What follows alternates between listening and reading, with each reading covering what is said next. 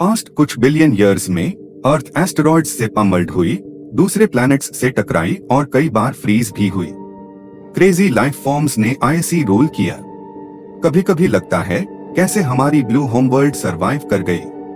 अगर हमें अपने प्लैनेट की हिस्ट्री का वर्ल्डविंड टूर लेना है तो हमें बिल्कुल बिगिनिंग से स्टार्ट करना पड़ेगा। 4.5 बिलियन ईयर्स अगो, करीब 4.5 बिलियन ईयर्स पहले हमारा सोलर सिस्टम एक dense cloud of Interstellar gas और डस्ट से इमर्ज होने लगा।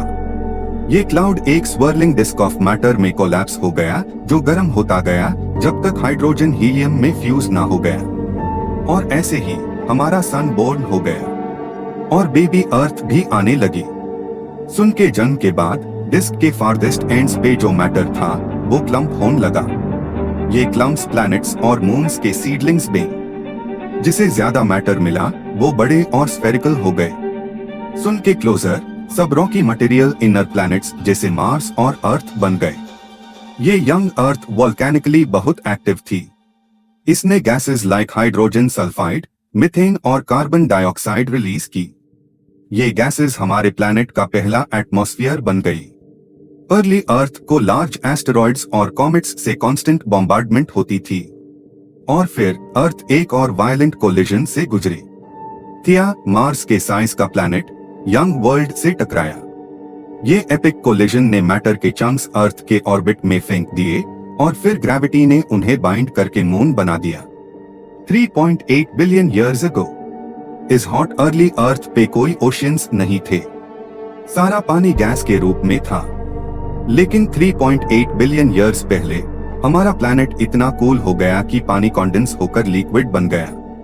पहला प्रिमिटिव ओशन यंग अर्थ को कवर करने लगा और यूज वाटर वर्ल्ड बना दिया।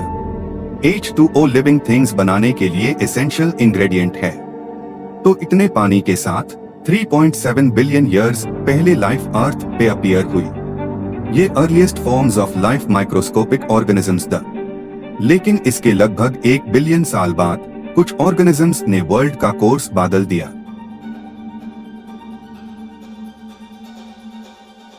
लेकिन अर्थ ज्यादा देर तक वाटर वर्ल्ड नहीं रही।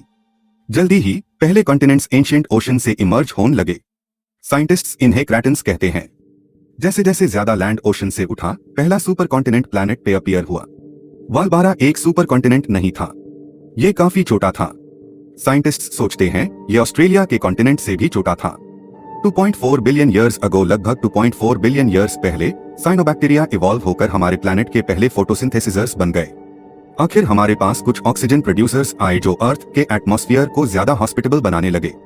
और बाकी सब हिस्ट्री है दोस्तों। Just kidding. अभी हमें लंबा रास्ता तय करना है। इस नए ऑक्सीजन के साथ अर्थ के एटमॉस्फेयर में कार्बन डाइऑक्साइड के लेवल्स काफी कम हो गए और इसे प्लैनेट आइसी कोल्ड हो गया। हमारे यंग वर्ल्ड में पहला आइस एज देखने को मिला। कुछ एरियाज में ग्लेशियर्स इक्वेटर तक एक्सटेंड कर गए। 1.1 बिलियन ईयर्स अगो जब अर्थ का एटमॉस्फेयर चेंज हो रहा था, कॉन्टिनेंट्स भी मूव हो रहे थे। वो टूट कर रीअसेंबल हो गए अगले सुपर कॉन्टिनेंट में, रोडेनिया। रोडेनिया एक रियल सुपर कॉन्टिनेंट था। शायद ये प्लैनेट को कवर करने वाला सबसे बड़ा सुपर कॉन्टिनेंट था। और लाइफ ज्यादा कॉम्प्लेक्स हो गई थी। लेकिन फिर कुछ हुआ। रोडेनिया टूट गया और नया सुपर कॉन्टिनेंट असेंबल हो गया। इसका नाम पैनोशिया था। फिर 540 से 485 मिलियन ईयर्स पहले नए लाइफ का एक्सप्लोजन हुआ। इस पीरियड को कैम्ब्रियन एक्सप्लोजन कहा जाता है। और जो एनिमल्स इस पीरियड में इवॉल्व हुए उनके hard body parts the like shells या स्पाइंस। सबसे famous the alien looking trilobites. लगभग 440 मिलियन ईयर्स पहले क्लाइमेट अचानक शिफ्ट हो गया और ओशन का टेम्परेचर ड्रामेटिकली चेंज हो गया। अर्थ ने पहला मास एक्सटिंक्शन इवेंट देखा। ये ऑर्डोविशियन सिल्यूरियन एक्सटिंक्शन था और प्लैनेट पे स्प्रेड हुई ज्यादा लाइफ वैनिश हो गई। इन लाइफ फॉर्म्स ने आज के इकोसिस्टम्स की फाउंडेशन रखी थी।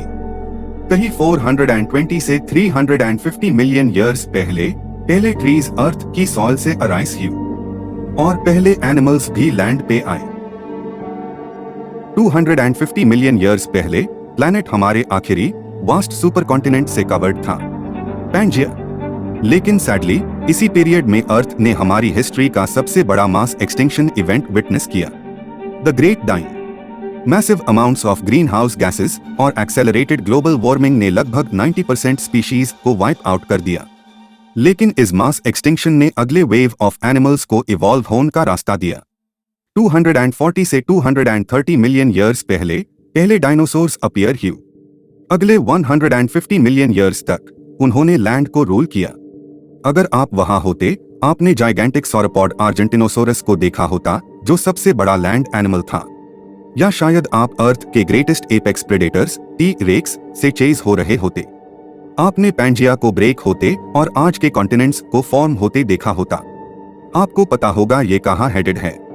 66 मिलियन ईयर्स पहले एक एस्टेरॉयड हमारे प्लैनेट से टकराया, जहां अब मेक्सिको है। इसने एटमॉस्फेयर में इतना डेब्री ऑफ किया कि सन ब्लॉक हो गया। इसने डेवस्टेटिंग क्लाइमेट चेंजेस को लीड किया, जो डायनासोर्स को एक्सटिंक्ट कर गया। अगले वेव ऑफ इमर्जिंग एनिमल्स में मैमल्स ज्यादा कॉमन हो गए। लगभग 6 मिलियन ईयर्स पहले अर्लीस्ट नोन ह्यूमंस ने दुनिया में कदम रखा। इस स्पीशीज को सहेलेंथ्रोपस कहा जाता है। शायद वो अभी भी चरण पैरों पे चल रहे थे। 4 मिलियन ईयर्स पहले अर्ली ह्यूमंस अपराइट चलने लगे और लगभग 1 मिलियन साल बाद उन्होंने पहले नोन टूल्स डेवलप किए, जो वो चीजें तोड़ने के लिए उसे करते थे। करीब 800,000 ईयर्स पहले chasing spark. In early humans ने फायर कंट्रोल करना डिस्कवर कर लिया और अब वो फूड कुक कर सकते थे और अपने लिए हीट प्रोवाइड कर सकते थे। उनके ब्रेन्स इवॉल्व होते रहे, अब पहले से ज्यादा रैपिडली। ये ह्यूमंस नए तरीके से इंटरैक्ट करने लगे, आपस में और सराउंडिंग वर्ल्ड के साथ।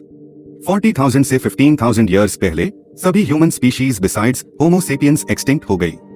10,000 ईयर्स अगो, 10,000 साल पहले अर्थ ने अपने अर्लीस्ट फार्मर्स को देखा। ये प्रीवियसली नोमैडिक ह्यूमंस दुनिया में वंडर करना छोड़कर अपने रूट्स को फाइनली एस्टैब्लिश कर लिया। करीब 250 साल पहले इंडस्ट्रियल रेवोल्यूशन हुआ। We went through major technological, socio-economic, and cultural transformations. Rural-based farm societies became more industrialized urban ones. Our human population continued to grow.